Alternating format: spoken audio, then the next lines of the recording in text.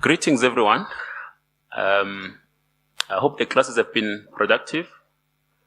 I hope you submitted your assignments. I was told they were due today. Or due tomorrow. So I do hope you are working on them at night. We've been in class, Patron, since Tuesday. And assignments normally happen, the assessments happen around the same time of classes. I saw a few emails, some people saying, well, it's too early to submit. They just started with classes, hence my point about whether they are ready to submit assessments. We've tried, Patron, to structure today's sessions differently. You had written to us about this, and Dr. Edith Paswane was going to moderate. We'll talk in detail about that. Mine is basically to welcome our students and introduce Professor Michael Temane, who's going to welcome the Chancellor. And our panelists, we have Professor Cheryl Hendricks in the extreme left. That's not a political left, I think. We'll see. We'll hear the inputs. Who's recently joined Africa Institute of South Africa as an executive director, formerly from UNISA of Johannesburg. And our former student, Seife Kidane, who's part of this panel. So we look forward to hearing from him. We know that he's moving around that part of the world. And as I indicated, Dr. Edith Paswane was moderating. But to start, Professor Temane, if you could please do the honors. Thank you.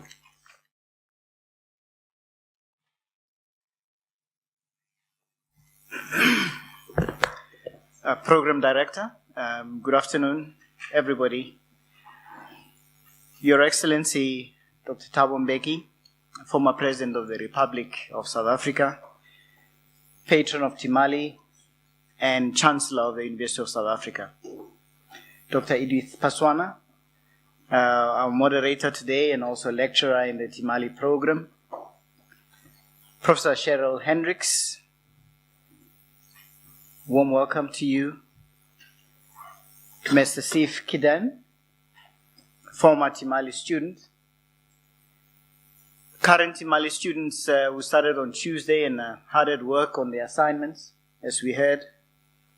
Distinguished guests, members of the UNISA community, a warm welcome to you all. It gives me great pleasure to welcome our Chancellor, Dr. Thabo Mbeki, to the university this afternoon.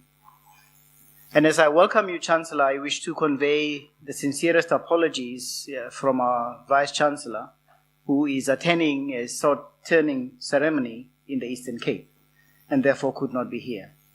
I'm here at his behest to welcome you to your other home, UNISA, and to this particular occasion. So I'd like for all of you, ladies and gentlemen, to sit back and enjoy being present on this particular occasion at a university that bears the country's name. I always proudly say, the University of South Africa. And our young students call it the University of the Land, but I shan't get into that complicated discussion. But nevertheless, I think you're all warmly welcomed. Thank you.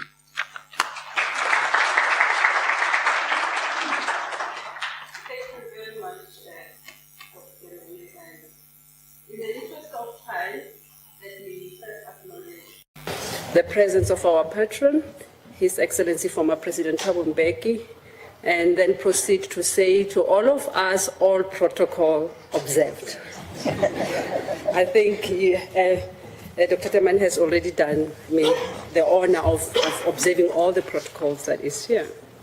My name is Edith Paswane, and I'm the senior lecturer at TMALI, and also the course coordinator for public policy for Africa's development. And I would like to welcome all of you here to the 2018 second interactive session with the Patron. So today's interactive session is going to be different from how we usually conduct these sessions, because it's going to be deliberate, it's deliberation and it's special, and it's going to focus on an important country in the world, which is the youngest country, which was found in 2011, which is called South Sudan. So it will focus on peace building in South Sudan. South Sudan is the youngest country, as we all know, and is situated somewhere in north central. It's born out of the largest country in Africa, which happens to be Sudan. So this interactive session seeks to enhance the role of TMALI as the home for the nurturing of Africa's young thought leaders and change agents. Today's special interactive session is entitled The Patron's Challenge. You know why?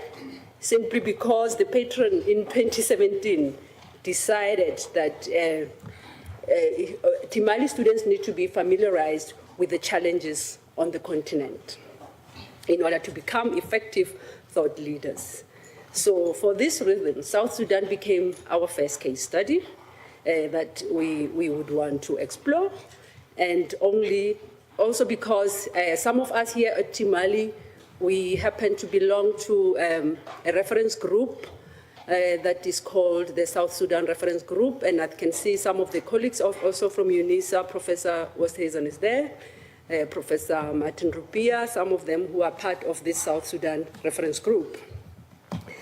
And also because the patron himself worked, he spent a considerable amount of time in South Sudan doing mediation work in this region. So our students somehow were required to reflect on this long journey towards peace building in South Sudan.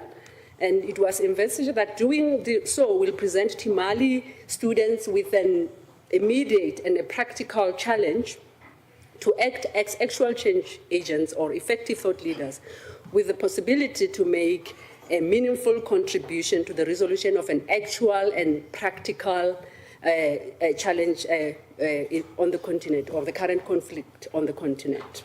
So to say, the patron noted in one of his emails that African thought leaders should seriously take the task to make an independent African intellectual contribution towards the resolution of Africa's challenges, quote unquote. So the patron, our current cohort of students here, have taken their time in this challenge, and they took time familiarizing themselves with the crisis in South Sudan as requested. They looked at its historical genesis, the causes, the actors, or the key players, the dynamics of this conflict. And out of this familiarization, many questions arose. And as the American pedagogue Michael Walsh says, a great teacher is the one that gets the learners out of their comfort zones by challenging their taken for granted assumptions and their own biases. So for Michael Walsh, a good teacher has done well when the learners leave the classroom with many questions than answers. So I can confidently say today and this evening that the whole exercise left our students with many questions. And today's question is really grappling. It's about grappling with some of those questions. And with me on the panel here, we have Mr. Seife Kidane, who's a TMALI alumni, and we also have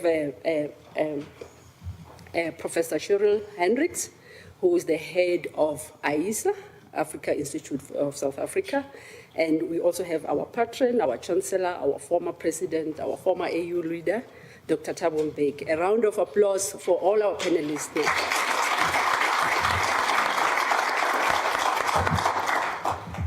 Professor Hendricks, I'm going to start with you at the extreme left, as Prof Kumeda has already mentioned that you are the extreme left, not politically though. So just to kind of frame us, how do we go on making that peace work in South Sudan, both at the national, the decentralized level, and which regional and international actors must be involved in the peace process, and how? Your Excellency, Chancellor, colleagues, Edith, learners, good to be here with you today. I'm going to listen more. I don't want to go into that specificity, but I do want to frame the debate in terms of how we're going about doing peace building on this continent, and then employ South Sudan to make a larger point around the need for a new peace agenda, globally and continentally. And this, I think, is because our peace-building endeavors, our peace-building toolbox that we have, is no longer delivering the sustainable peace that we thought it would in the 1990s when Boutros Ghali developed the agenda for peace. I do think we're at a crossroads where we need to do some serious introspection, and then as you go into the specificities of South Sudan, this will come to the fore much more. So the first point I want to make is that when we go about trying to make solutions, we also need to know the paradigms that inform the kinds of solutions that we are generating here. And I think we have gone now in terms of peace, how to create peace, of the last 100 years through a number of paradigms, not in a linear fashion and not in a discrete way either. These paradigms tend to coexist and they rise and fall. So we had the realist paradigm, which was basically about a projection of power and encapsulated in the statement, we create peace by preparing for war. This approach, Funk has called peace through coercive power. And this, in the 1990s, this kind of paradigm receded and the liberal peace paradigm came to the fore, which is still our dominant way of creating peace here. And the liberal peace paradigm also draws then on conflict resolution as its practice, okay? So it basically premises us on the idea that if we have democracies, if we have international laws, if we have these multilateral organizations and trade interdependence, we will have more peace. This is then peace through communication, because we are going to generate those peace through bringing people to a peace negotiation and not through conflict. They also then draw on the peace studies paradigm that comes through, who actually introduces this conceptualization of peace building, but introduces the conceptualization to say that we have to transform our relations, okay? Our peace agenda that we have adopts this discourse of peace building, but we're not at the transformative aspect of it, I would say. Booth introduced the notion that we need people and ethics at the center of our discourse on security. I also want to just note, before I get into what we're actually doing here, Pan-Africanism is one of the oldest contributions to our thinking about peace and security. It has its antecedents in anti-slavery and anti-colonial struggles, in the fight against the dehumanization of people. This call was for emancipation, freedom, equality, peace through unity, solidarity, and collective self-reliance. Some of the key ideas underpinning how we would go about creating peace in Africa was then this Nkrumah's idea of a shared experience and commonality, and also where this conceptualization of African solutions to African problems come from, to create this continental union government. So the liberal peace paradigm has basically shaped the way we approach peace, both in the UN, in the AU, in SADC. This despite the pronouncements about finding African solutions to African problems. Our patterns for resolving these problems seem to be the same. So when we generate solutions, know the ideas that are underpinning it. So let me turn to South Sudan. As you indicated, it's one of Africa's newest countries, formed in 2011 after a referendum that descended, after 2 years they then descended into violent conflict. We have not been able to create a sustainable state in South Sudan.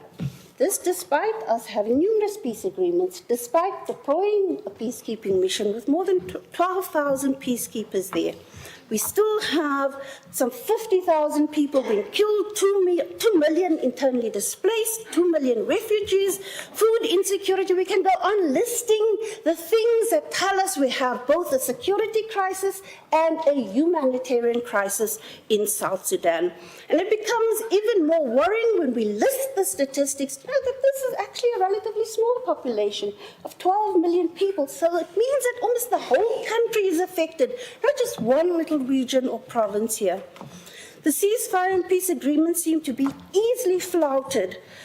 There's so much being invested in trying to get, I think, two big men and their respective support base to be able to work together and not to sacrifice all and sundry in their desire for primitive accumulation through access to state power.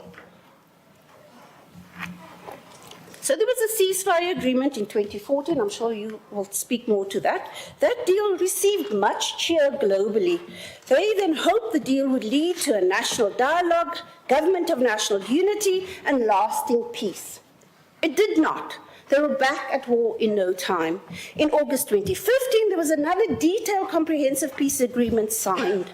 It too spelled out how a transitional government would be constituted and the roadmap leading to elections, because elections have become the marker for the international community to say that we have now arrived at peace. In that peace agreement, they wrote, and I want to quote at length, "We acknowledge the need to promote inclusivity and popular ownership. We commit ourselves to achieving enduring peace and stability. We profoundly regret the suffering and distress caused to the people. We apologize unconditionally to the people of South Sudan for all the suffering and distress caused." That's in 2015. No sooner had they said that, and less than a year later, they were back at war. The agreement did not succeed in ending the violence, restoring stability, reforming public institutions. Not that they did not have all the elements that we say they needed to have in a peace agreement in order to create this liberal peace. Yet we still see them descending into war. Now in July 2018, another peace deal was signed in Uganda. The parties that signed this deal are virtually all the same parties that had signed the Khartoum Declaration in June of this year, and the peace deals before that.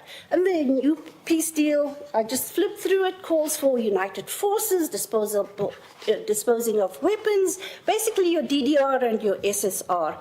Not new, we all have been calling for this. But it's also a stumbling block, because when they're asked to detail this, the size of the force, weaponry, etc., that becomes a stumbling block often. I don't want to speak too much about the challenges here, because we know that often they can't control rebel groups, that the whole place is heavily armed. So if we're saying DDR, how do you disarm a country in which virtually every third, fourth person has access to arms? There's also the point people are noting about Salva Kiir extending his term. Now, I have not studied South Sudan closely enough to want to give a detailed insight into these peace deals, but I do know that this way of creating peace is a familiar pattern across this continent. We see it in CAR, we see it in the DRC, and we cannot keep doing the same thing over and over again and hope to get a different result. We know that these are traumatized societies. They've been at war for years. They did not just descend into war or conflict in 2013 in South Sudan. They have been at war for decades, 22 years prior to 2011. And that these wars then breed cultures of violence. It breeds patronage politics, what we call the politics of the belly. It breeds war economies. It breeds cultures of impunity and distrust. It means that you have to work on changing behavior, changing relations, and not just changing political administration.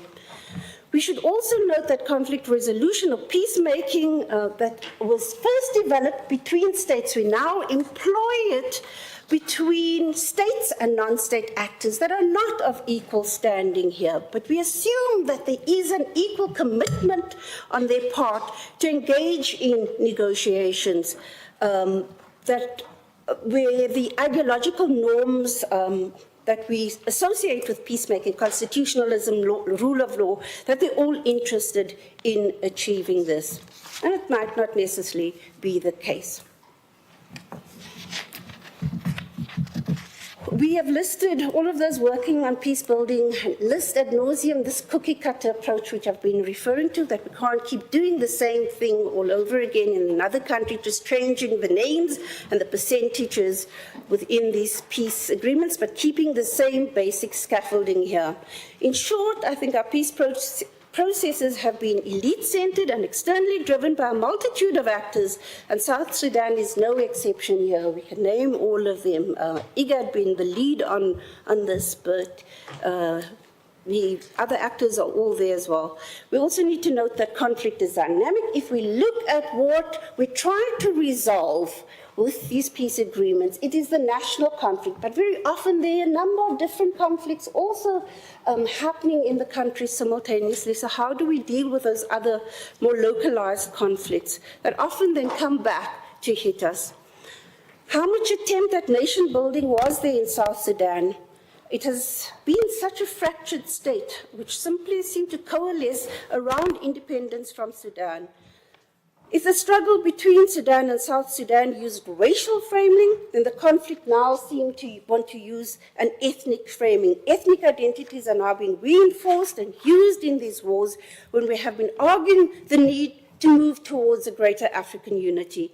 Nation building and state building are two different things, and too often we conflate those two things. And nations do not have to coincide with the current state boundaries that we have.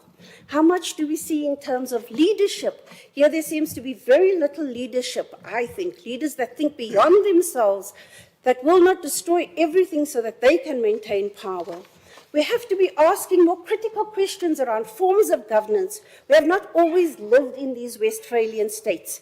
If the states we have currently cannot perform the most basic functions of a state, and if our goal is ultimately towards a united Africa, why do we keep trying to build states in the same fashion as we did a century ago?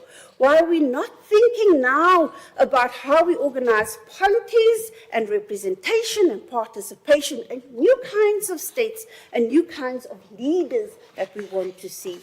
So solving South Sudan, I think, if we want to solve it, we need to be asking ourselves those kinds of questions. We need to be creating new norms here that will govern us, new social contracts that will bind us, new forms and levels of institutions responsible for regulating our societies and for providing our basic needs. Simple ceasefires, simple peace agreements are not going to cut it, I think. So I began by saying we need a new peace agenda. I don't mean to say we must throw everything out that we had before. The simple question I'm asking is, how do we get to the good life, to the wellness that we have been striving for? How do we stop the impunity, the senseless massacres? I think we need to bring back moral and ethical communities and go beyond simply fixing political administration and determining who is going to be in charge. What holds us together? Which principles do we subscribe to? How do we hold each other to account? How do we collectively build our societies and institutions? When we begin to answer those kinds of questions, we will begin to resolve not only the crisis in South Sudan, but crises across this continent and more globally. Thank you.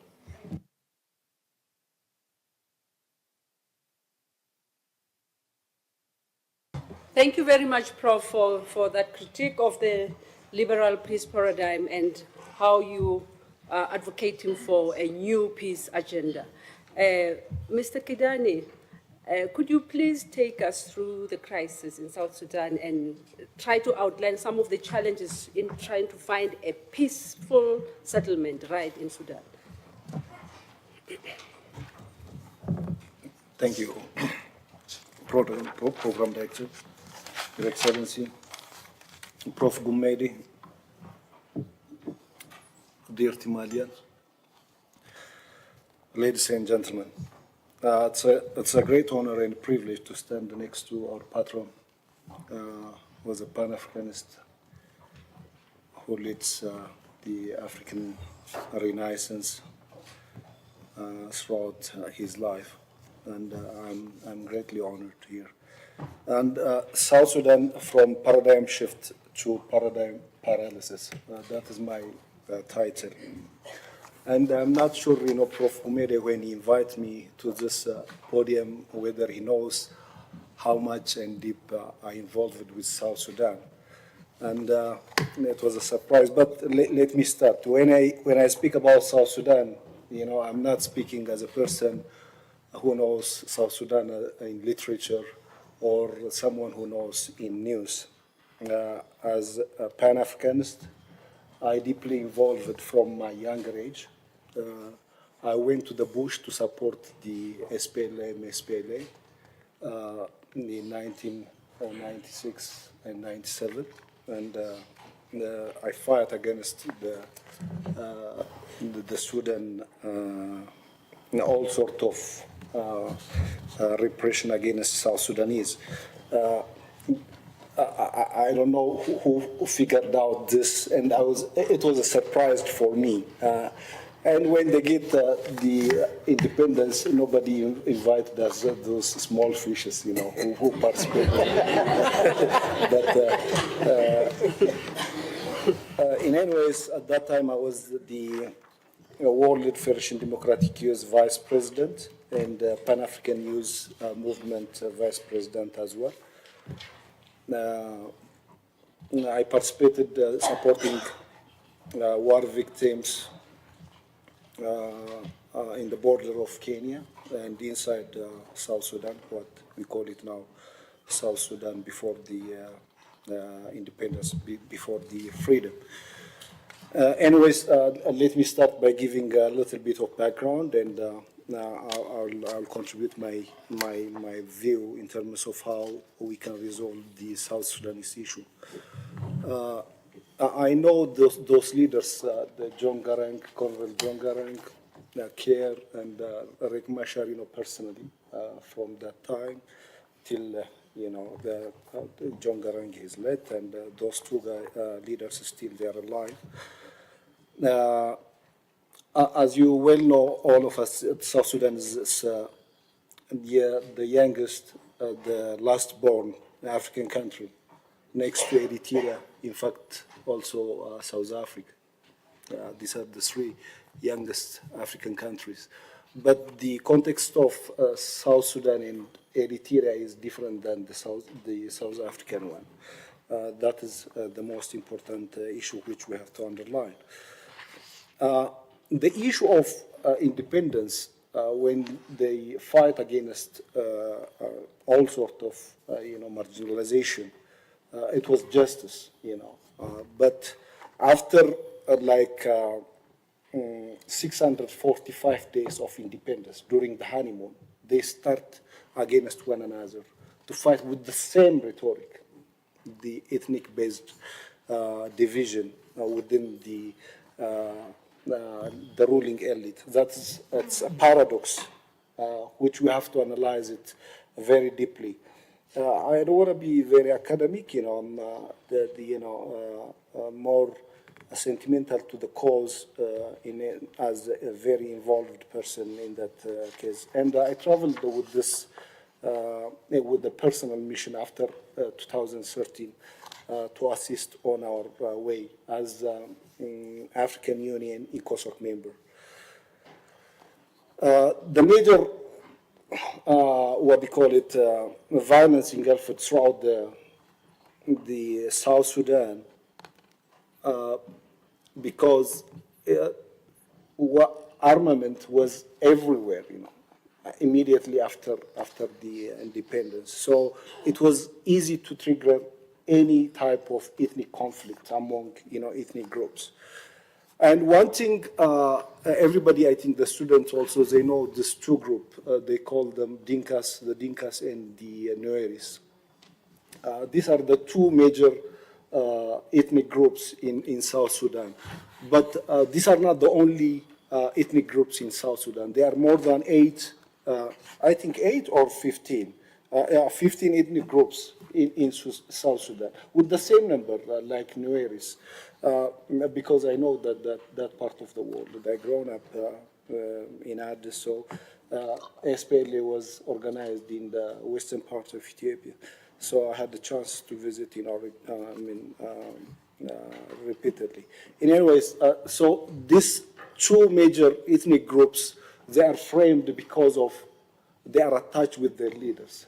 You know, Care is attached with the Dinkas, and Dr. Mashar is attached with the Nueris. These are the two figures which we know usually, and we consider the fight is between the Dinkas and the Nueris. As you well know, the Dinkas and the Nueris both are Nilotic groups. And all the South Sudan it's not mixed like the Somalis or other, it's very much homogeneous, Nilotic basically. There are some other Nilotics in Kenya, partly in Ethiopia, and all the way to West Africa, to Senegal. So, you know, in conflict resolution, one of the key things is knowing, you know, the background of the people. You know, what kind of, you know, culture they have, what kind of ethnic composition they hold. That's the most important thing. The wider political narration, they know, you know, it's between the two big guys. As I mentioned, the Professor Machar, Dr. Machar and the Care, but it's not the case. This is the whole rhetoric. But the primary task of conflict resolution is to identify how and what. That is the question we have to answer. And in my opinion, which we didn't scratch it till today, you know, the Prof, she mentioned about different efforts, which is done by IGAD, by Ugandans, Kenyans, Ethiopians. But these people, all of them, they have interest in South Sudan. So they are not only giving a solution, also they are giving their own, you know, putting their interest into the South Sudanese case. So whenever we sign a deal, there are something is triggering out of that whatever agreement we are reaching. But above all, not only this, the regional politics, also within the party, self-importance is another headache in South Sudan. The self-importance of the leadership, the absence of servant leadership, that's the other things. Lack of institutional capacity. Liberation hangover is another thing, because this, it brings entitlement, you know.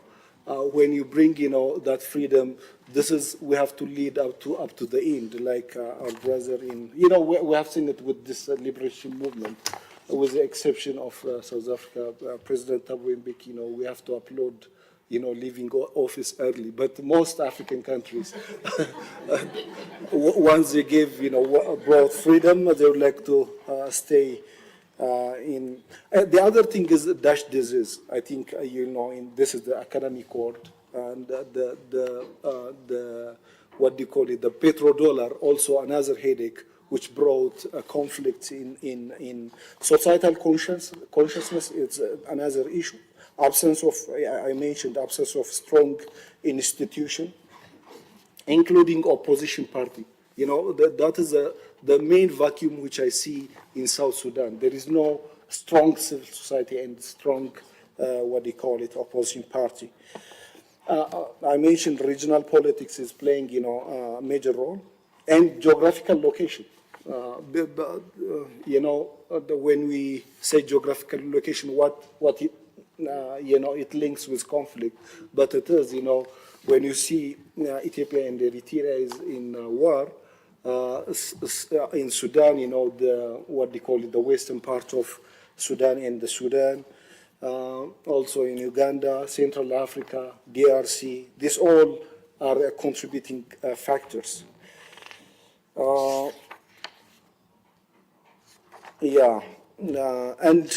Having said that, I mean, I'll give 2 minutes. I have 5 pages. Okay. Anyways, let me put it in this way: short-term, mid-term, and long-term solutions. You know, in short-term, what I'm thinking is just to establish, you know, a transitional period to South Sudan. That is a key. Things, you know, which we have to advise for the government, excluding the current leadership and the opposition. The composition should be, you know, differently. I think I'll hand over my paper. That will be good, you know. Adding collective leadership, we have to have, you know, a proper charter, which is inclusive, you know, civil society, religious leaders, and others should be part of this leadership. If on this any peace mechanism, if these 2 parties involved, at the end of the day, it will not be settled. That is my understanding, because I stayed long, you know, not with the big elite leadership, but with their sympathizers. Midterm, we have to think of, you know, capacity building, creating an institution who can empower, you know, societal aspiration, democratic institutions, parliament, independent election board, security organs, independent police and the national army, security agencies, judiciary, and also civil society. This is a very crucial part. Civil society can play, you know, a major role in this regard. And lastly, the long-term and sub-regional solution. Sub-regional framework is vital. As you know, EAC is one of the strongest bloc in the regional organization. It's more than SADC and ECOWAS, very strong, those 5 countries. Now, South Sudan, they got, you know, observer mission in EAC. At the same time, they are a member of also IGAD. So there is a battle between EAC and IGAD, not a, you know, a serious battle, but which way they will go, it's not defined yet. So that's it has its own you know, confusion. In any ways, for takeaway, my last comment is we have to look, you know, how dangerous ethnocracy, chauvinism, and narrow nationalism in African politics. That is. The manifestation is, we have seen it in South Sudan. It is manifested in so many ways, but the South Sudan is still alive. The need of servant and selfless leadership, how entitlement is dangerous for political dynamic of states, unliberated liberators mind setup. They think they are liberators, but they are unliberated themselves. Those who are saying the need of civil society, nation building and institutional capacity, structural and agency issues. So these are the topics. Finally, since the South Sudan issue is so many hands, you know, we think that those neighboring countries, far from Norway, they have their own hand, which as far as I know, and European Union and so on. So they have to be out of from that matrix. And for the first time in the history, I think we have to make the biggest role should be a civil society to play, you know, in South Sudanese politics. Thank you. Thank you very much. Thank you, Seife, to actually situating the crisis in its historical context and clearly capturing these political ethnic nexus, the religious ethnic ideologies, and all these structural relations between the North and the South and the region as a whole and the role it plays in that place, and this continuation of ethnopolitical rebellion. And thank you to both of you. Before we take questions for your session, we have some of our alumni, former students, who also have submissions in terms of their interventions. I think we will have, I'm going to call upon Simo Zulu. Is Simo around? And I think you can have 2 minutes of your intervention on the podium. Mamuleji Tusaro, is Mamuleji Tusaro around? Okay. Siyanga Sihau. Siyanga is not here, so we will have Simo and Mamuleji also to also tell us about how they think we can build peace in South Sudan. Over to you. Thank you very much. I had made a written submission, so I'll try and be brief. Yeah. We're saying that the African Union appointed the high-level implementation panel, and there had been a number of negotiations that have been entered to in South Sudan to try to address this particular issue, and there have been issues of cessation of hostilities, aimed also to a permanent ceasefire, and issues concerning security arrangements. But with all of these things that have been done, violence has been continuing, challenges has been also continuing around the role of leadership within South Sudan. Now, my first suggestion was that there has to be an effective implementation of the already existing peace agreements that have been made. So this cannot happen on its own. There has to be a political will and a body that serves to ensure that peace agreements are implemented fully. And there has to be a monitoring and evaluation mechanism to ensure that this is done. The second suggestion is that there has to be a process within South Sudanese society to enter into a process towards national unity and national reconciliation. After such a protracted and destabilizing period of conflict, there has to be a peace process towards national reconciliation. And the third suggestion is to transform society and the security services in South Sudan, especially among whom those who were fighting in different factions. This requires a thoroughgoing exercise to integrate security forces into a new South Sudanese security services, so that these army men, rebel groups, and all understand that there has to be peace. And those that are in the army, they need to serve the South Sudanese society as a whole. The fourth suggestion is there has to be a national dialogue that looks at the common vision and the common national goals that will serve to unite and encourage the South Sudanese to engage and recommit to ensure and participating in realizing these national goals. And I'm proposing these national goals need to include peace, national reconciliation, liberty, democracy, non-sexism, and the creation of a united and prosperous South Sudan. The fifth suggestion is that this national reconciliation the output of it has to be a national and social construct, or contract rather, and compact that is binding on all South Sudanese that they will work towards implementing.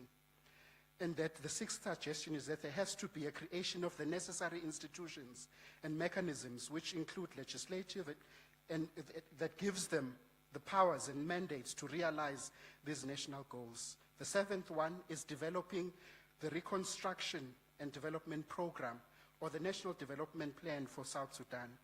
This RDP will have to deal with outlining specifically what are the strategic objectives towards which Sudan needs to enter. And these may include issues relating to economic recovery, job creation, poverty eradication, multi-party democracy, human and social development, infrastructure development, education, health, and so on.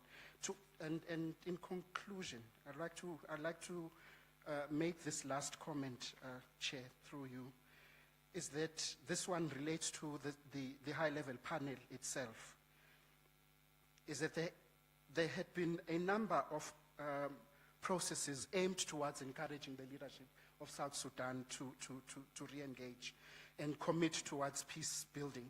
But the point that was made, and which I think is important, made by Julius Nyerere, was that, so he was talking about this, he was talking about SADC, saying that it's now different, and he was saying that Africa is now changing, neocolonialism is being fought more effectively, and he thinks that there is a new leadership in Africa with the end of apartheid in South Africa joining SADC, it being a solid area. But he then also said that SADC has serious leaders, and these leaders know one another. What he knew then was that they need to come and have a habit of working together. And he said to President Mandela, let them work together deliberately, because there has to be a serious decision towards this. And he said, there is no other choice. This is the same thinking that needs to be brought, particularly to President Salva Kiir Mayardit and Riek Machar, for them as central players in this particular process, to understand that their role is very significant towards making sure that we have a peaceful and stable South Sudan. Thank you very much. Thank you very much. This one was some of our students. You can be one of them. Over to you, Mamlechi. Afternoon, everyone. I am Mamlechi Onikam Tusaba, and I'm Prof Cheryl student. So if you're in African thought leadership, I think you're in good hands. So I'm just going to summarize a piece that I've written. It was basically more like an abstract. So I'm just going to say the first thing I would say that an initial step would have to be, the initial step that has to be established would have to be a constitution that serves and treats all South Sudanese equally, irrespective of ethnicity or any other difference. A constitution that restricts an army from overtaking a country, and a constitution that also holds the army accountable. Moreover, a constitution that guides any army recruitment and army control. The country somewhat has not democratically elected its leaders, and I think this is due to how the state was birthed. And this has led me to sort of suggest that citizens should have to elect their political leaders and also parties. Multi-party national leadership, particularly in terms of parliament members, might serve the country better and possibly mitigate ruling parties' differences that are likely to negatively impact the entire country. But I think based on the readings that I had to do this week, maybe South Sudan has already started working on this, because they introduced their 2018 revitalization government agreement, whereby they're actually planning to share political leadership. So if that comes forth, I think that would be a great thing. And I also think that fair elections would have to be taken, and then these fair elections would require sufficient planning. And until then, there's a need for a government cabinet, one with a national executive committee comprising of male and female members from different backgrounds, including ethnicity.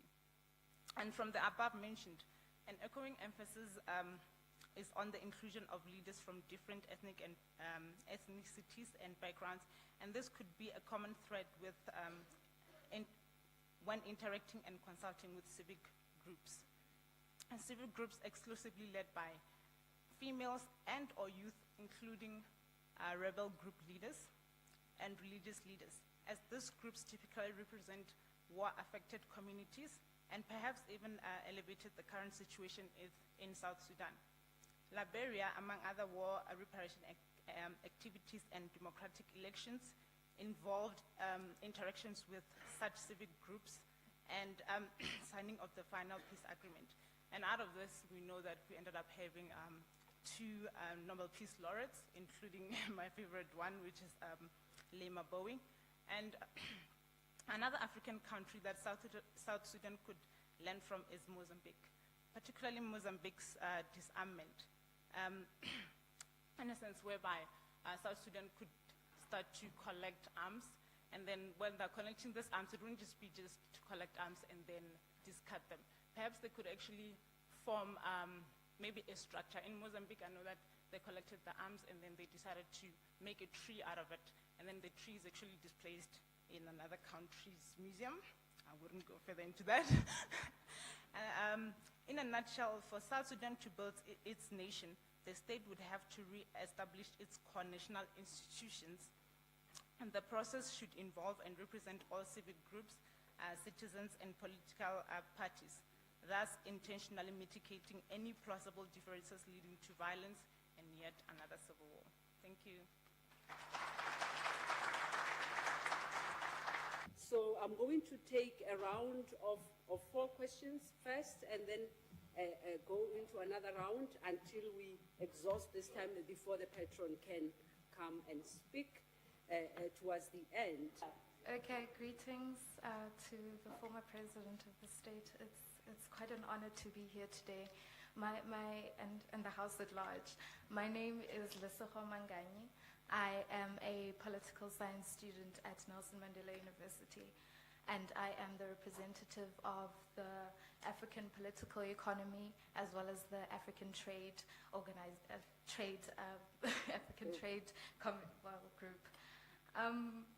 You'll have to excuse my nerves. It's quite an honor to be here, and I'd like to thank you.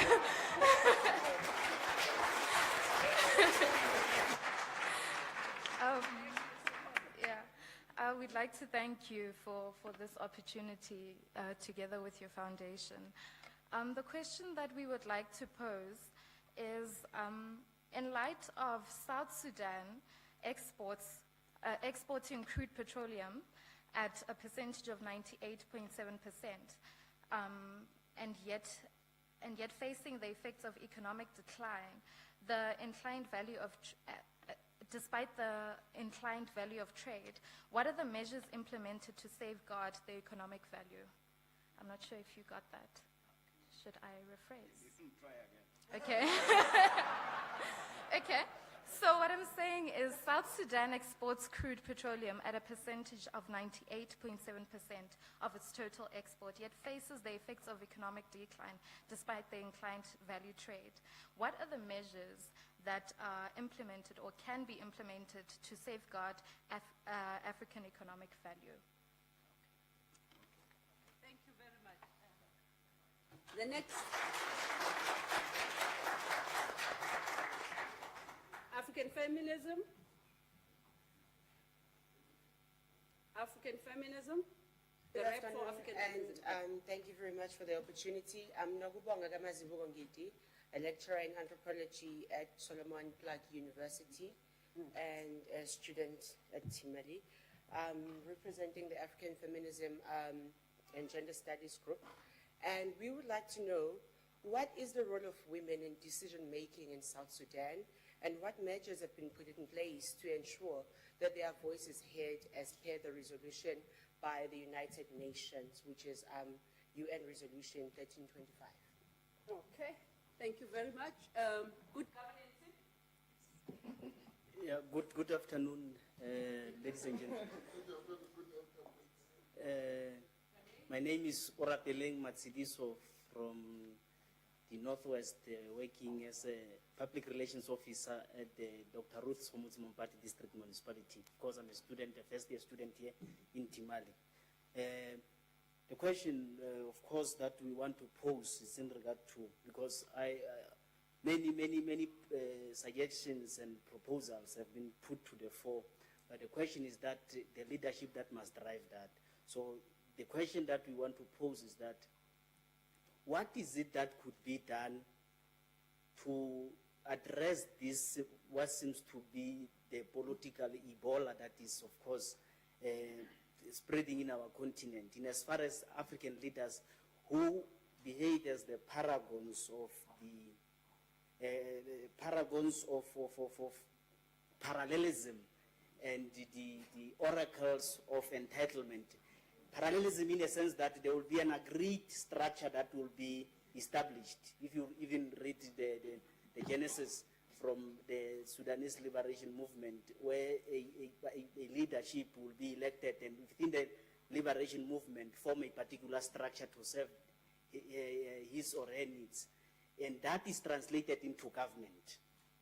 So how do we then deal with that in the level of that particular paragraphs of parallelism and sense of entitlement, rather than saying this is the institution that should serve the people rather than serving ourselves as leaders? That is where we, and to which extent is these agreements legally binding? What is the role of African Union and the individual leaders within the continent to contribute towards that, to assist the high panel in resolving this particular issue? Or would you say this is what was, would you say this is a prophecy that was given by Frantz Fanon, that if we are not careful, beyond post-colonial era, if our leaders would not be able to take this agenda forward, would think that we are still having liberation movement, only to find that we are remaining with the banner, history, and the flag, and still think that we still have the liberation movement. So that is basically what we think we should be able to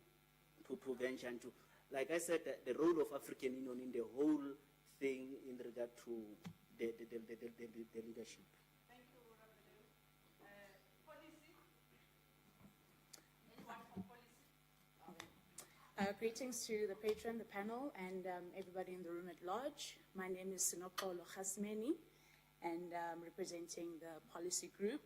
So when we were discussing the issues and what we think our solutions would be for South Sudan, we were kind of hung up on the constitution.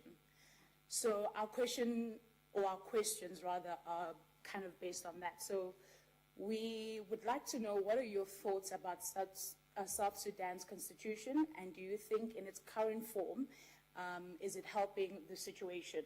And the second part to that is, having observed the situation in South Sudan, are there institutions and policies that would help govern the country better? Thank you. Okay, the final group will be thought leadership. Yes, thank you, Madam Chair, and thank you very much for the opportunity. My name is Abiot Gusha. I'm from Johannesburg. I'm a student at TMALI, and I'm representing the Thought Leadership Group. Our question is, it was framed around the numerous peace agreements that have been drafted, and as already mentioned, they've already been broken without, seemingly without any consequence. Our question is then, what are the risks that have been noted, if any, to a peace agreement of such nature? And how can we make sure that we hold people accountable to the peace agreement? Thank you. Thank you very much. Can we have a round of applause for our speakers?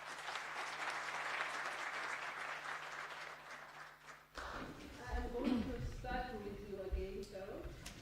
Thank you. I think that those are all great questions that you have hit the nail on the head with those questions. Let me say that all the things that have been suggested here for how to resolve the crisis in South Sudan, how to rebuild the state, it's not as if the South Sudanese are not aware of this. It has been said a number of times. If you read through those peace agreements, they are there. These 101 commissions, etc. Changing the constitution is there already. The big question we have to ask ourselves is, why is it not being implemented, right? Which is there. And this gets to the dynamic then of the power play in that society. I liked your suggestion that we don't include the two protagonists in this conflict. I think Madagascar is an example in which they excluded the previous presidents as well. Maybe that is a thought. I don't think it's the only thing that will resolve it, but I do think that people should not be rewarded when they have been behaving in this way. It's a key question around leadership and what is leadership. Because leadership is not a position. It's not the position that you occupy, it is what you do, how you go about transforming your society. And we don't have that many leaders on our continent. We have 55 presidents on our continent that occupy a particular position. But the leaders that took us forward in terms of liberation with those ideas, there are very few of them that are still on our continent. And so there is a big question around leadership. What vision are we putting out there to move us forward? The second one I want to pick up on is the role of women.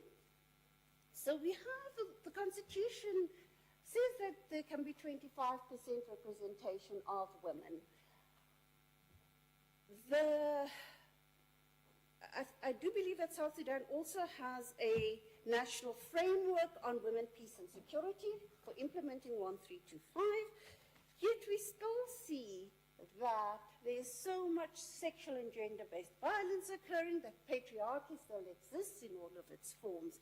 So it's not, once again, about simply having those particular frameworks. How do we shift from those frameworks towards implementation? We know that when there is violence, the focus on gender, the focus on women's empowerment and women's security becomes a back burner. We also know that the greatest opportunity to get women's representation is in that immediate post-conflict era. And so that is what we have to work on there. There are a number of different women's organizations in South Sudan that are looking at this particular issue, that have pushed for 1325, but the implementation is not there. I think I'm going to leave the issue around African economic value to you, Mr. Mbeki.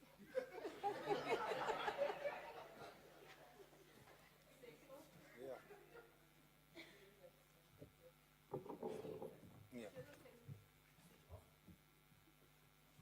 Thank you once again. A couple of things, I think. I'll pick the issue of disarmament. That is a very crucial one. Some of the question, it might be like luxury for South Sudan. For example, I'm not undermining any question as valuable. For example, the role of women. In the war zone, you know, it's difficult, you know, just to bring such kind of debate in a situation like South Sudan. You know, for any conflict, you have to know the real situation on the ground, and that's the most important issue. So disarmament is a critical issue, but imagine, to bring peace and tranquility in that country, you are not only investing in South Sudan. The bordering country also, they are playing, you know, a major role, because border, you know, movement is very, you know, uncontrollable. You know, South Sudan itself, it doesn't control its borders. As you remember, I don't remember exactly his name. One of the rebellion from Uganda recently is captured in South Sudan or in Central Africa. But he was moving, you know, around for the last 10 years without, you know, tracing him. So moving around South Sudan, that area, Central Africa, is totally unmanageable. So disarmament we have to emphasize on it. The second thing, I think, I'll leave the economic issue for Patron, but let me say one thing. It's true that 98% of the total income for South Sudan, it was budgeted from petrol income. That is really shocking for a nation to depend only in one resource. But you shouldn't conceive this. South Sudan is a very rich country, you know, they have, you know, Arab lands, which can feed, you know, the entire continent. And they have different minerals, you know, which is totally untapped. But foreign indirect investment is very crucial. But to bring these all things on board, you have to have, you know, peace and stability. And also, you know, as we mentioned earlier, servant leadership. Let me conclude. Yeah, thank you. Okay. Before the patron addresses some of the questions, is there any burning question from the floor that we can take so that when he comes on the stage and then he can address all of these questions? I see a hand. One. You. I thought we have covered so many questions. In the interest of time, I'm going to do this. Just from this section, take one question from this section and that section, and those at the back as well. Let's start with you here. Okay, thank you, Dr. E, and thank you, panelists. My question is to the second panelist. You mentioned the issue of liberation fatigue. I think that's what you termed it. So my question is, what then becomes the role of liberation movements once liberation has been attained? What becomes their relevance post-liberation? Because we see that that's the trend in most of these African countries. Once liberation has been attained, then governance tends to deteriorate. Okay. Okay, thank you. Someone here? Yes. At the back. Thank you. My name is Anthony Denga, and I'm not from any of the universities, just from business perspective.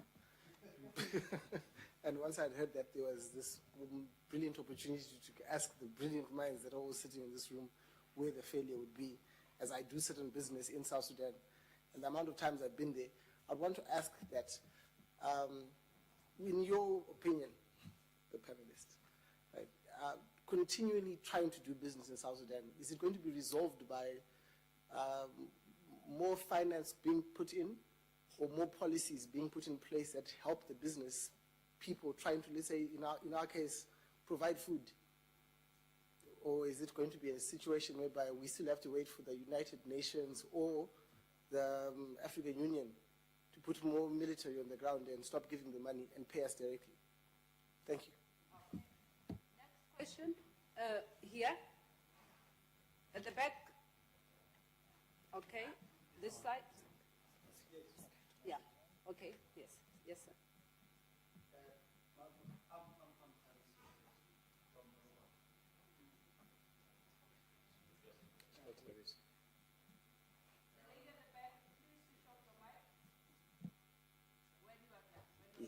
Thank you very much. I'm Thabo Mbeki from Program. My question stems from two points. To say that to what extent the leadership, particularly at the SPLM, are ready to resolve the ethnic and tribal way of doing things? Because in understanding this thing, it looks like some of the conflicts directly come from, you know, ethnic and tribal wars, that I can't work with this one because it's of this particular ethnic group. And secondly, the second question would be, to what extent are young people involved? Because it looks like we've been preaching to the converted, who are not necessarily ready to, I mean, you cannot be able to be signing each and every after 3 years or 4 years and all of that, but no one seems to be adhering to what we have been signing. To what extent are young people involved, or the general population of Sudan, insofar as the conflict resolution and peace in that particular country?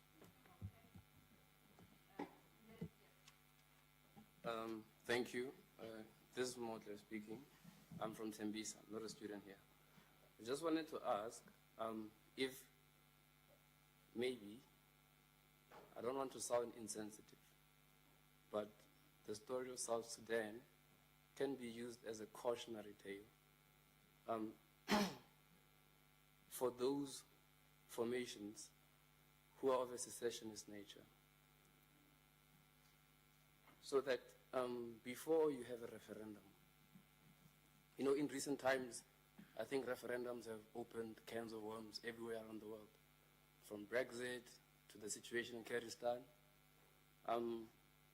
Can we ask of these people to have, not just to vote, yes, I want to have a new nation. Can they also vote, yes, I want to have a nation that looks like this and will run like that? Thank you.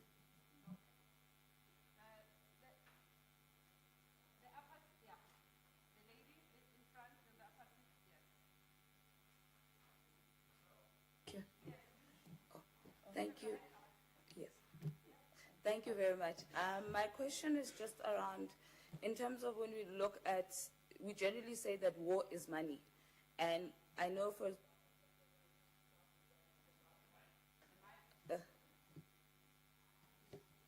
am I audible now? Sorry, thank you. In terms of when we look at South Sudan, there's been a lot of reports in terms of that there's been businesses that are actually working with the leaders in terms of giving the money, and there's just been money that have been going around. So I just wanted to check in terms of the role of of businesses or the role of certain companies or transnational companies, these leaders, in terms of are we looking into that? And also maybe just to ask, what are the thoughts around eventually, today we talk about an ICC for political leaders, but can we talk about an ICC for businesses that are also causing violations in countries, and we're not looking at that, but we are protecting their interests? So how do we go about that? Thank you. Thank you. I will stop here as well in terms of the questions. Thank you very much for all your thought-provoking questions. Cheryl, I will give you a minute to wrap up, and also Seife to wrap up, and then we hand over to the patron. Thank you. I'll just pick up on two issues very quickly. The one is around ethnicity, and if we can move beyond seeing ourselves in terms of these ethnic identities. I think here, ethnicity, having a particular ethnic identity is not a challenge. We have a number of states that can show you that people can coexist very peacefully, having different ethnic groups in it. It is the political mobilization of ethnic identity that is the challenge. It's an identity that is easily mobilized to jettison yourself into power. And many, I'm struggling to find a word here because I don't want to use the word leaders who use this, but many of our politicians who use this to get themselves into power are not simply going to give up on this. They're going to hold on to it as a way of accessing. Because what is it they want to do? For many, it's about accessing the state, not to provide the kinds of services, delivery, etc., although that is the rhetoric being used, but access to state resources gives us access to those economic resources we have been talking about too. And so we always have to see the political economy approach to this. The issue around secession, I think it's an important debate that we have to have in Africa. It's not one that's simply going to go away, because Cameroon is on the table now as well, wanting secession. Who decides when people can have self-determination and when they cannot have self-determination? A very key issue here. I think that there has largely been an agreement in the African Union that we're not supporting these breakaway groups, but we have. We've done it for Eritrea, we've done it for South Sudan, we haven't done it for Somaliland, for example, and Somaliland seems to be functioning far better than the other countries that have tried to secede. So it's a key question that I think needs to be put back on the table here again. Yeah. Thank you. Two questions. One is the liberation movement, and the other, which attracted me, the secession agenda. Look, now I'm writing a book on liberated liberators. You know, if I got a sponsor, you know, I'll release it. You know, there are so many liberation movements who brought, you know, misery in Africa. Truly misery in Africa. You know, yesterday I came from Asmara because I went just to visit, you know, after 20 years, what is done, you know, with this secessionist agenda of EPLF. And I was really involved in that, you know, in the 90s. And I went there. And, you know, I tried just to ask ordinary people, how do they feel, you know, after the seceding from Ethiopia? What does life look like, you know? What is the, you know, the enjoyment of freedom? And people are crying after 20 years. Nothing has been done. You know, if I have a video, I could have shown you the airport and the people, how they are suffering in that country. This liberation movement in Eritrea brought, you know, misery for Eritreans. People, they can't, you know, there is no single paper which can circulate among the people. There is no a single free media for 6 million people. There is no civil society at all. So I asked them, what is the freedom which brought you by this a group of elites who brought this secessionist agenda? You know, my brother, I share you with this, I sympathize with this question. As I said, you know, this liberation movement, you know, they impose everything what they think is right on their people. A group of, you know, in the Eritrean case, there were seven people. They imposed their idea on top of, you know, 3 million people at that time. Can you imagine? And people, they have to live with it because they don't have army, they don't have anything just to change that reality. The same thing happens in Ethiopia. You saw only for the last 2 or 3 years, more than 5,000 people are died. Between Ethiopia and Eritrea, 70,000 youngsters are died because of that border. So, you know, we can go to Uganda, the same thing. For the last 27 years, Ugandans, they don't have any kind of alternative solutions. Rwanda, goodwill dictatorship. We appreciate, you know, whatever he has done in terms of cleaning the city. But people, you know, they demand more than, you know, cleaning the city. They have, you know, so many aspirations. You know, I'm not, you know, against President Kagame, you know, personally. But Rwandans, they deserve alternative solutions. The same thing in Uganda. And my you know, socialist takeover is cracked Africa very, you know, in a very, I don't know how to put it. You know, I was passing through Tanzania yesterday when I came from. And in the airport, you know, I saw so many terrible things. You know, they check everything. You know, socialists, that's what it brought to. You know, when I was young, I was a communist, you know, gangster as well. But now, when after 40, you can't be, you know, socialist. So in Africa, so many things to do. In anyways, that is. I'll respond to your questions through my book. Thank you. You know, at the beginning, as we opened, Dr. Paswana said we are engaging in this discussion in the way that we are as part of this process of building these thought leaders that our continent needs. And therefore, we're discussing this topic as part of the development of that thought leadership, but using the issue of raising the question of, which is the matter that Professor Hendricks has been talking about. What is it that we need to do in order to build a peaceful continent? What are our thoughts around that question? And as you noticed, she, in her first original presentation, she said she's going to start from the general to the particular being South Sudan. It's an important, I'm raising it, because in the process of our development as thought leaders, issues of methodology become part of the process. Seife here then went to the particular and made this important point right at the beginning, that in order to successfully to address these matters about making peace, we need to know the background of the people concerned, which is correct. Now, so he spent a bit of time, as well as Professor Hendricks, on this matter about what is the background of the South Sudanese.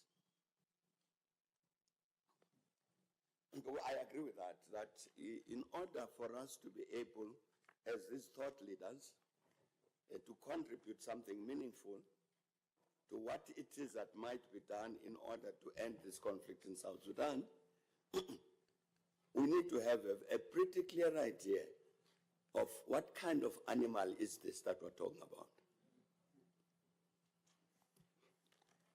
So, South Sudan is grossly underdeveloped. It's a very poor, very underdeveloped country. It's a product of its historical evolution. Even during the times of British colonialism, before that, the time of the Ottoman Empire, and so on, but it's very underdeveloped. Now, one of the consequences of that is that I am born in this village.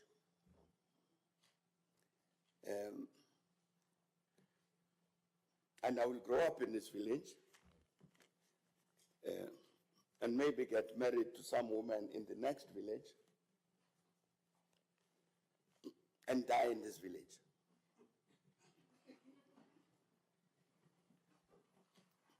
So what is the, and in this area, obviously, in my village and the next village in this area, live people of one particular ethnic identity. So,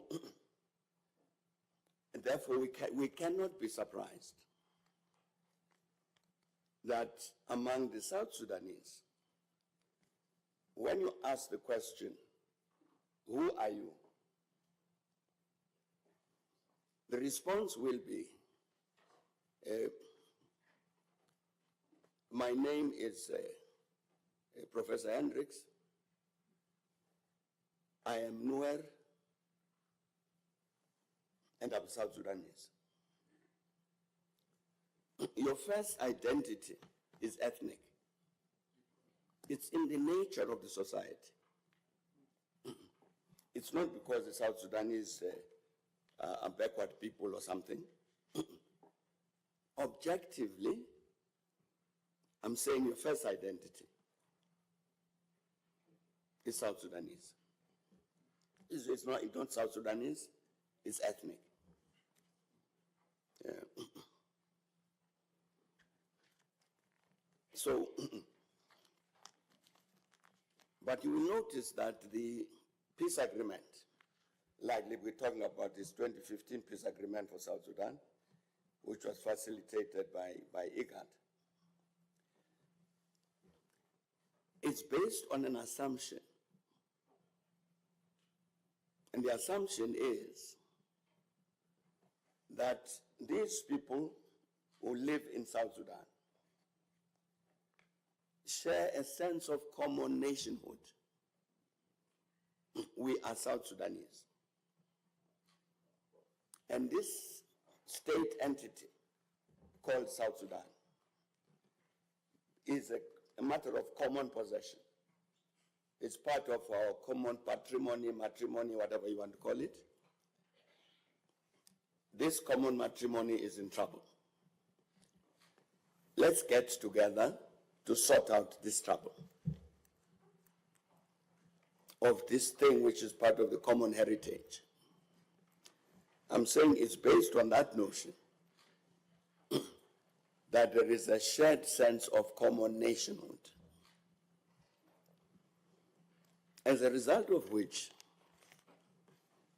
you then get an agreement which says, as part of this process of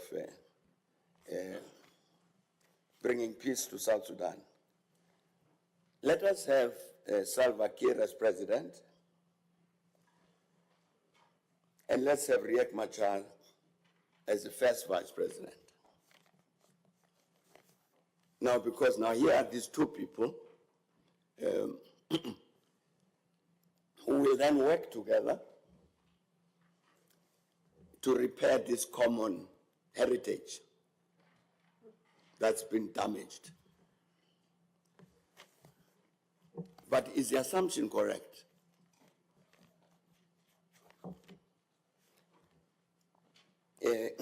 Sometime last year, I was talking to one of the South Sudanese academics discussing this thing.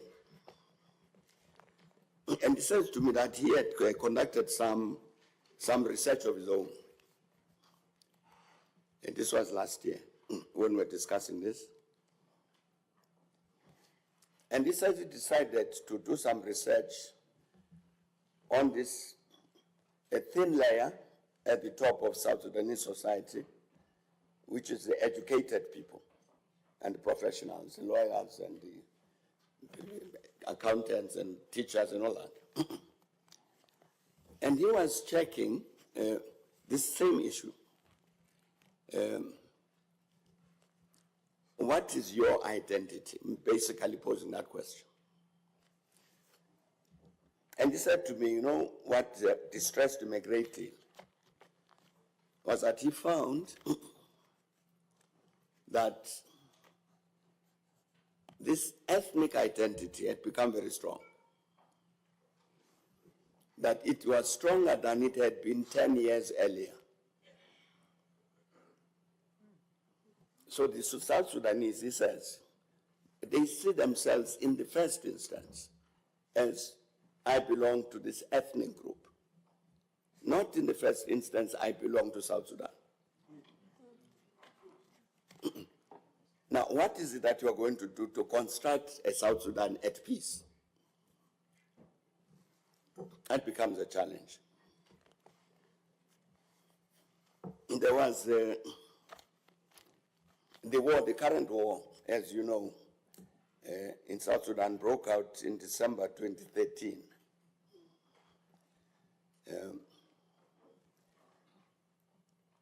In the lead up to that, the SPLM, the ruling party, governing party, had sort of split. Salva Kiir, president of the party, chairman of the party, was leading one faction, and Riek Machar, vice president, with the secretary general of the party, Pagana Moom, and others were another group. John Garang's wife was part of that. And what they were debating were political issues. In 2014, there would have been a congress of the SPLM, which Congress would, among other things, then elect the person who would be the presidential candidate for a general election which was due to take place in 2015. So the debate was, we are going to go to the Congress in 2014. And Riek Machar says, and I'm going to stand as president of the SPLM on this platform. And Salva says, I'm going to stand as president of the SPLM on this platform. Mrs. Garang, Rebecca, was saying, I'm going to stand as president on this platform. And the problem about it was that they started campaigning against one another. For instance, Riek would say, Salva Kiir might have been a very good commander during the Liberation War, but he's not a good president of a republic. So he's done his service, let him retire. I'm better off to lead, that kind of thing. So there was the party was splitting like that. And they tried to address this thing, to say, no, if we're going to have a debate about policies and all that, let's do it within the party structures, rather than campaign against one another. And so they tried a process to end that, not to stop the discussion, but to hold the discussion in a particular way within the party. And the process failed. Then the people in the military, the political people who were handling the mediation, they kept us informed about what was happening, because they said in the event that they fail, we would have to intervene. So fine. Then a little while later, the military people, people in the army, also approached us with the same idea to say, look, if this political process which we're handling fails, you have to intervene. Because if you don't intervene,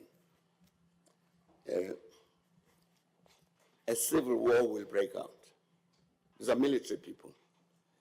Civil war will break out, and it will be tribalized. It will be Nuers against Dinkas, basically. It's because the military, South Sudan is the SPLA, South Sudan People's Liberation Army. They knew enough of themselves and of the country to know that once a military conflict breaks out, it will immediately become tribal.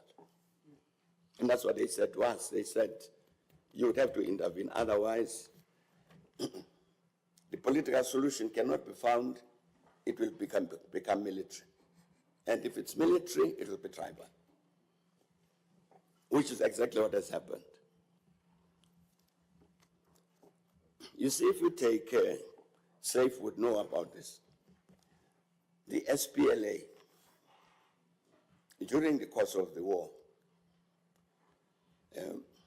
the SPLA was in reality a federation of tribal militia. The idea that you had a Sudan People's Liberation Army, which was, here all of us are South Sudanese, we want independence from Khartoum, let's get together. It was people, I would form my own militia. And Professor Timani here would form his own militia. And then we come together. And that was the SPLA. You know, the Soviet military used to say that if you take the South African Defense Force, as it was then during apartheid, they said if you put the South African Defense Force here in an open square, and you stand here, take off your hat, and you throw it, it's bound to land on the head of a general.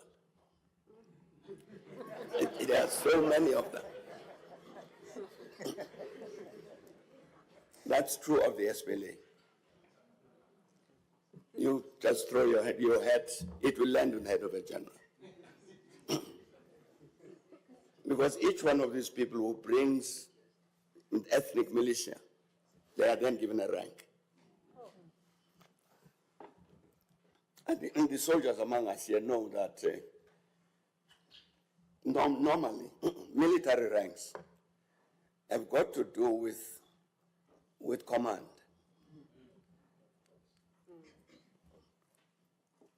A battalion, which is about 1,000 people, is not commanded by a general. A general will command a division, which is 15,000 people. But I'm saying in this instance, because you have to recognize as many leaders of little militia, then you get everybody becoming a general. I'm trying to emphasize the point about the matter that Seife raised, about the need to understand the kind of animal we're dealing with.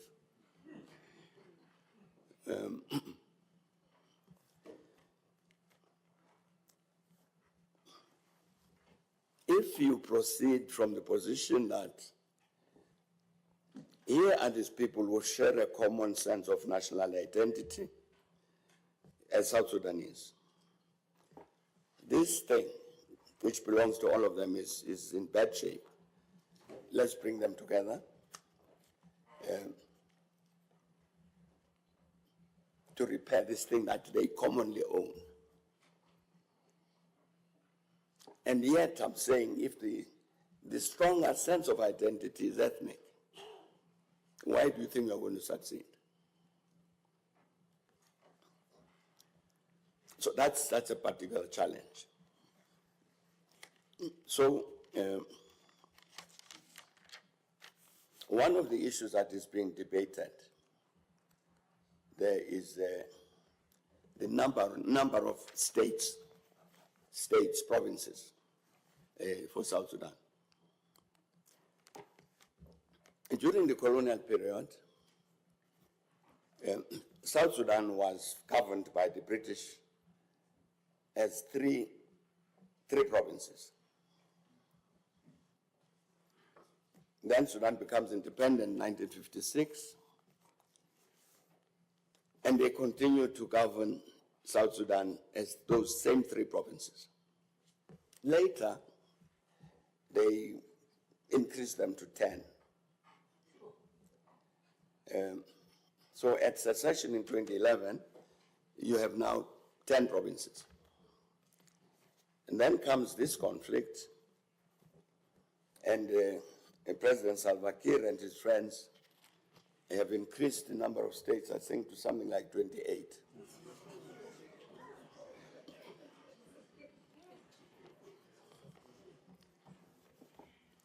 The original three provinces of South Sudan, one was called Upper Nile, the second one was called Bar el Ghazal, Arabic, and the third one was Equatoria.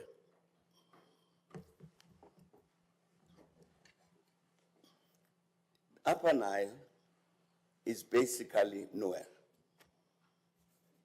Bar el Ghazal is basically Dinka. And then Equatoria is on the borders with Uganda and so on.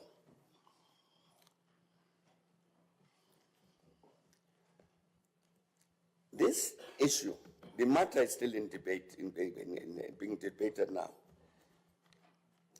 As Professor Hendricks says, last week, they signed an agreement, peace agreement in Khartoum, which dealt with the matter about, they call it power sharing. And this matter arose about how many states should South Sudan have. It's unresolved because part of what seems to have happened is this. The Dinka population of South Sudan is around 40% of the total population of South Sudan. Now, in the construction that Salva Kiir and others have done, building against, getting the country to become these 28 provinces, that has resulted in increasing the areas of control by the Dinka to 55% of South Sudan. And that's why the question about how many states is important. It's a struggle around this question of the ethnic relations. So naturally the others, the Nuers and the Equatorians and so, of course, would be against this business about 28 states because they can see what is happening. Whereas if you just take the raw statistics, you would say that, well, let the Dinka have 40% influence, proportional to their numbers.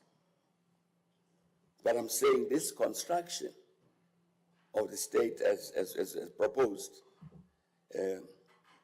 increases that influence to 55%.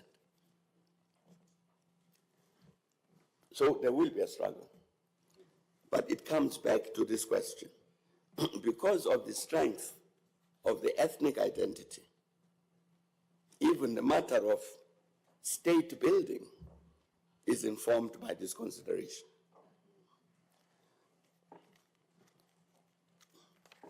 I was told that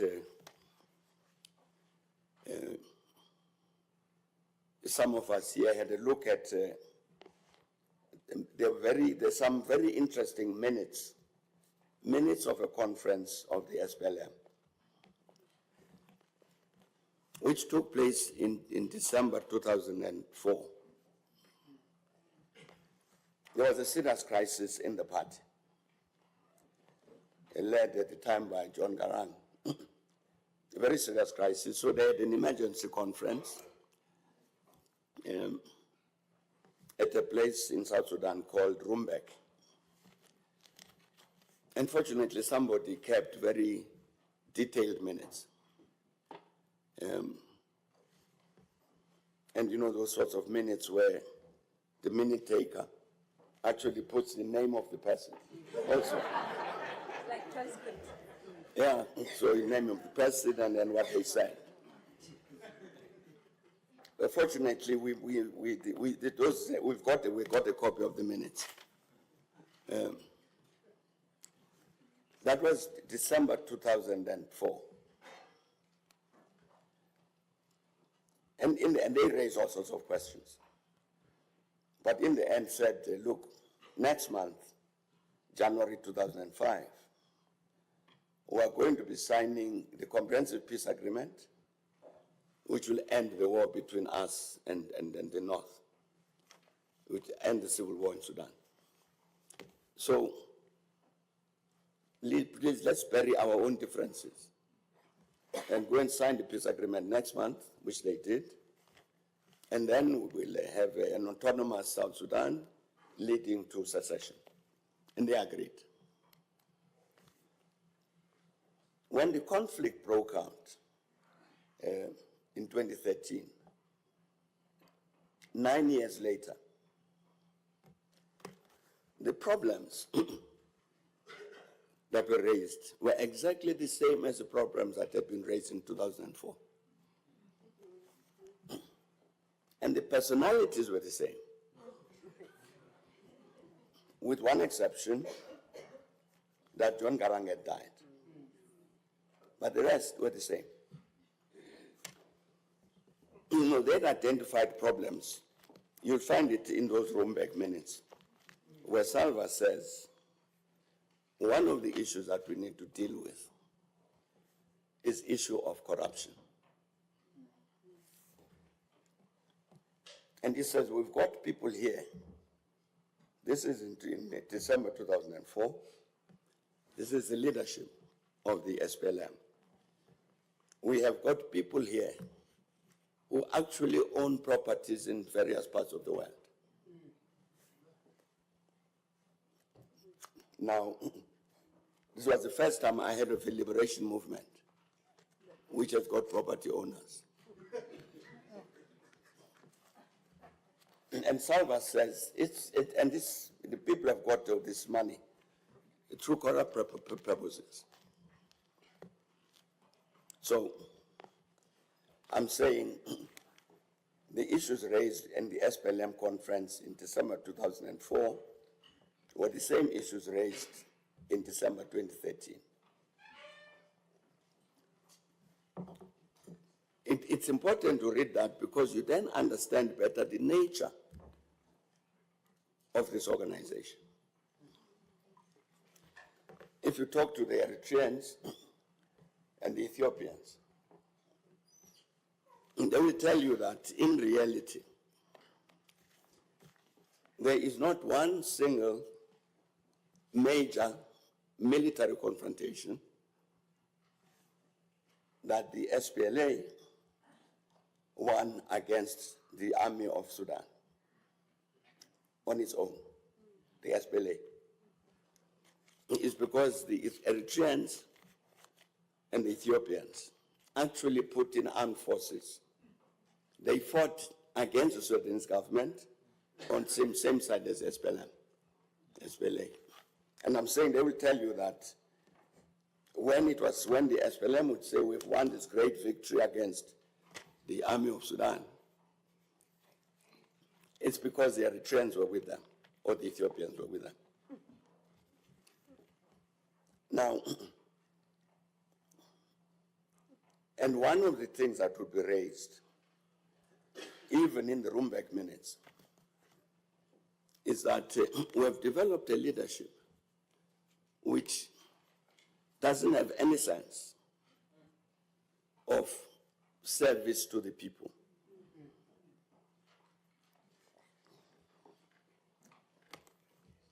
The president of Eritrea, Isaias, I must finish just now.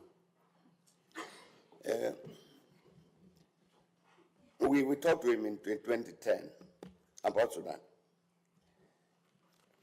And he was saying to us that he tried to postpone, to persuade the Sudanese to postpone the date for the referendum, the South Sudan referendum, for which resulted in secession. This was in 2010. He says to us, I tried to talk to the Sudanese to say, look, instead of holding this referendum in 2011, why don't we have it in 2017? And he failed. And he says to us, President Isaias, the reason I wanted that postponement is because what we call a liberation movement in South Sudan, SPLM, is not a liberation movement. We need at this longer time to work with them to build a liberation movement. Because it's clear to me, says President Isaias, it's clear to me that when the referendum is held next year, they will vote for secession. And the consequence of that is that this region is going to inherit a lot of problems. We are going to straight into major conflict because the people who are going to take over as a government of independent South Sudan are not a liberation movement. They don't have the values and this and that and the other. And it's going to result in problems. He gave a very a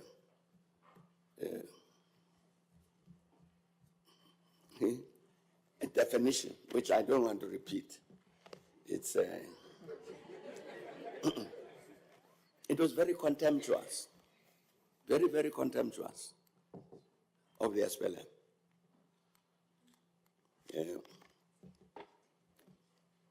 And he was saying to us, President Isaias, look, I'm not talking about people as a third party or an outside observer. We trained them. We armed them. We fought with them on their side in South Sudan. Even now, as we're sitting, this was 2010, I've got my people in Juba. So we know the South Sudanese very well as comrades. We've worked with them very closely. So my description says here, the description I'm giving you is not from a third source. We know it directly. Now, in the end, I'm just talking about this matter that Dr. Paswana raised there about thought leadership. Now we sit here, we're trying to imagine what is it that needs to be done to solve the problem of South Sudan, to bring peace.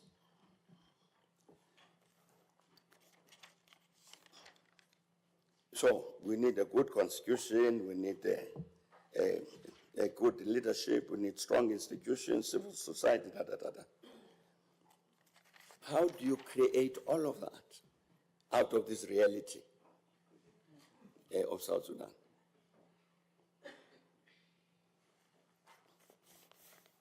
don't we need to, let me say, Ethiopia, you know that Ethiopia is called the Federal Democratic Republic of Ethiopia. And it's an ethnic federation. When Ethiopians say federal, they mean there's the Tigrayan state, there's Amhara, there's Oromia, there's it's ethnic federation.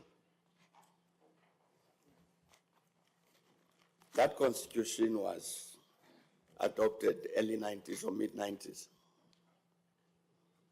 Because the Ethiopians understood that so strong was that sense of ethnic identity in Ethiopia that you could not ignore it. It's created challenges now,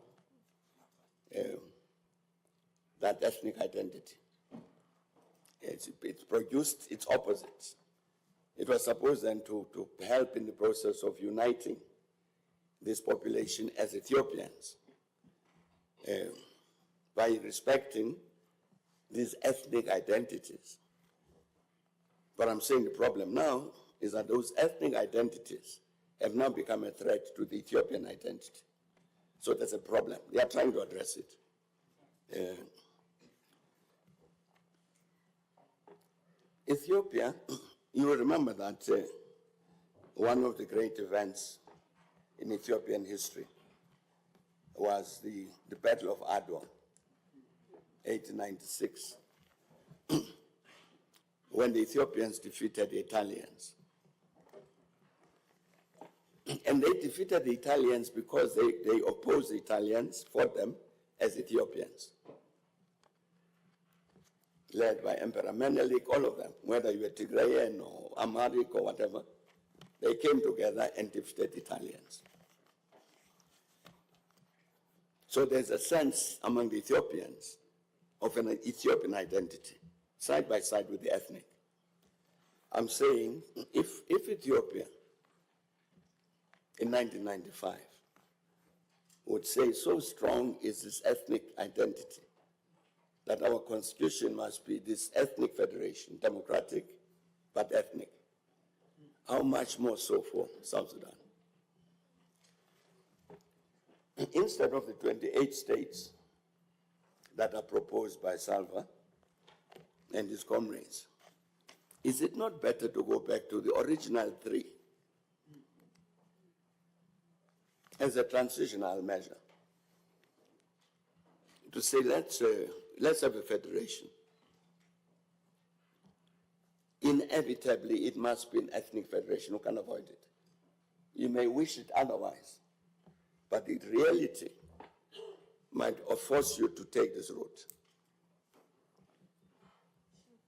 It might then even create the possibility to have in the federal government people who are not involved in the conflict, in the killing of people now.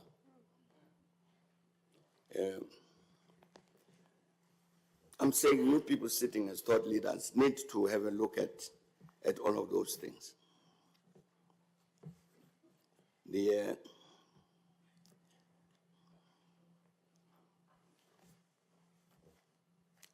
have these self-serving leaders in South Sudan.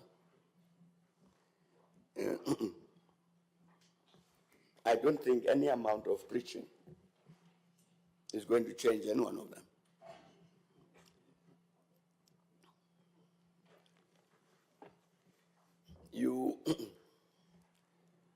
What is it that needs to be done in order to produce a progressive movement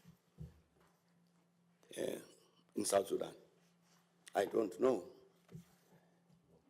There is a very active civil society in South Sudan, which includes the churches.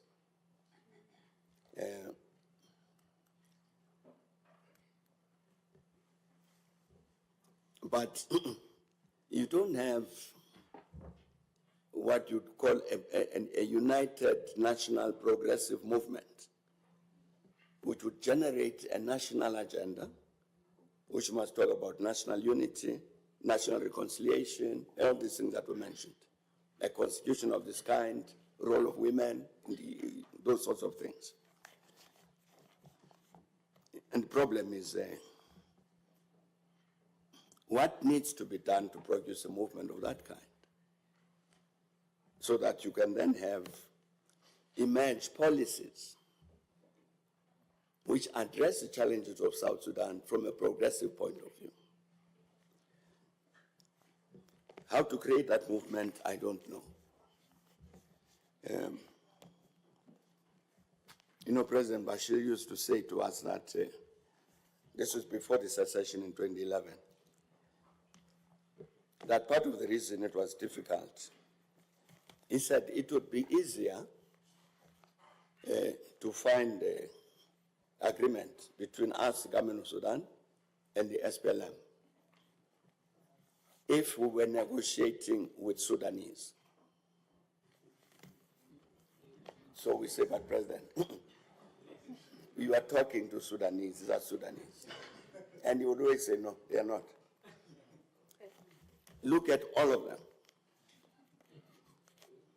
He would say there's not one of them who have their family in South Sudan. The family is in America, they are in Australia, they are in Kenya, and they are ready. If something goes wrong, the man just gets into his suit and leaves, because the family is somewhere else. And he would say, President of Sudan, Bashir, he says, what kind of Sudanese leader is that? In 2012, was it 12 or something like that, the Sudanese and South Sudanese governments were negotiating this whole series of agreements, including the oil agreement. In the middle of the negotiations, the South Sudanese government decided to shut down oil production because they are fed up with the way the government of Sudan, Khartoum, are handling negotiations. So, took us by surprise, but anyway, there it is. Now, so we talked to some of the leaders of the SPLM about this. And they explain it in this way, that there are people in that leadership in the government of South Sudan who believe that by stopping this oil production, South Sudan government and people will suffer. People of Sudan and government will suffer. But the government of Sudan will collapse first, which then gives the possibility for the government of South Sudan to dictate a settlement. That's the calculation they tell us. And then they say, so these are SPLM leaders. They say, but you see, it's a wrong calculation. Government of Sudan is not going to collapse. The situation may very well get worse, but many of those leaders in South Sudan don't mind, because they actually have a lot of money outside of the country. Yeah. So they will leave. Now, so the question was asked, is SPLM ready to end the ethnic conflict? I think I've discussed that. And the masses involved in peacemaking, I've spoken about that. The need to vote for policies rather than personalities, yes, indeed, you are quite right. What risks face peace agreements and how are people to be held accountable? I think I've addressed that issue also. The role of the African Union with regard to self-serving leaders, I think very little that the AU can do about that. The Constitution of Sudan was agreed as part of the process of the Comprehensive Peace Agreement. So when Sudan went to elections in 2010 and elected the current government of South Sudan, that constitution has particular provisions about the empowerment of women. So it has been part of the process of building this Sudan to say that we must address the matter about gender equality and so on. And so there are particular provisions that relate to that. I didn't quite understand that question again about the maintenance of the values, economic thing. The figures were correct about this large contribution of oil to the South Sudanese economy. And of course, what has happened is that that's been affected by the war, because a lot of the oil production stopped, because a lot of the oil fields were damaged. In the meantime, of course, also the price of oil went down. That has been the agreement between Sudan and South Sudan has been renegotiated now in Khartoum to resume, make sure that all of these oil fields are active again. And they've actually even agreed that you must reposition the Sudanese armed forces in South Sudan to protect the oil fields. But it's this thing is a problem of underdevelopment, that you have this preponderant dependence on one item, oil. As was said, there's a lot of potential. There's a lot of land, there's a lot of water, a lot of all sorts of things. No prospecting for minerals, and the country is potentially very rich. But I'm saying it's a manifestation of its underdevelopment that you have this dependence on oil. Yeah. So I think it's correct to say that there will obviously be some business people who will want to exploit the conflict for profit, and would prefer that there must be conflict. Sudan exports gold, but I'm told that a lot of it is smuggled out. So there's a lot of illicit export of money, gold, out of Sudan. So their business people will be involved in that, and very happy that the conflict continues, because then there's nobody to come and demand tax and so on. So you might indeed need an ICC for business, as was suggested, International Criminal Court.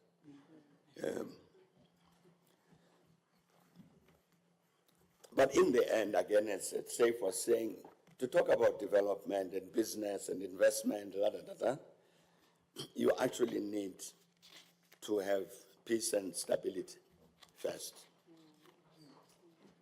I don't think there's any intervention that can be made by business which would displace the need for a proper peace agreement which can hold. It therefore has to be a peace agreement which recognizes the objective reality of South Sudan, not an imagined South Sudan, not a desired South Sudan, but the actual South Sudan. I think that's all I'd like to say. Thanks, Faye. Thank you very much.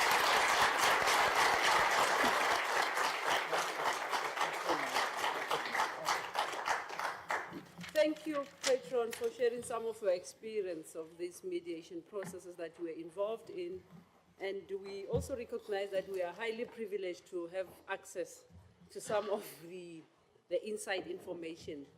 And we want to thank you once more again for this initiative. And we hope this exercise would kind of encourage or arouse interest from some of our students to begin to think about doing conflict studies, peace studies on the continent. Maybe many PhDs and MAs will come out of this exercise here today as you develop interest in the area. And let me take this opportunity as well to thank everyone who made it and who also made this session possible. The UNISA Media, Professor Temani, thank you. You are our regular, and we really rely on you. The UNISA Media TMALI staff and alumni, the Global Shapers Youth, Peace Building in Africa, thank you for also coming. The South Sudan reference team also here, colleagues from IDRA. We are very grateful that you are also here, our regular attendees of the TMALI events. Thank you very much. These events won't be possible without you. And the next interactive session will be in 2019. Yes, we will see the patron again for the student interactive session in 2019. and therefore, but nonetheless, look out for many more TMALI events. The Mapindus is there, and many other events that are coming from the colloquiums, the seminars, the summits, and so you should come to all of them. I think you'll get invitation from Tsepo. Travel safe back home. And from my side, thank you. But before we depart, I would ask that we keep seated so that the panel and the former president can exit the room. And all TMALI students with lanyards keep seated as people leave the room.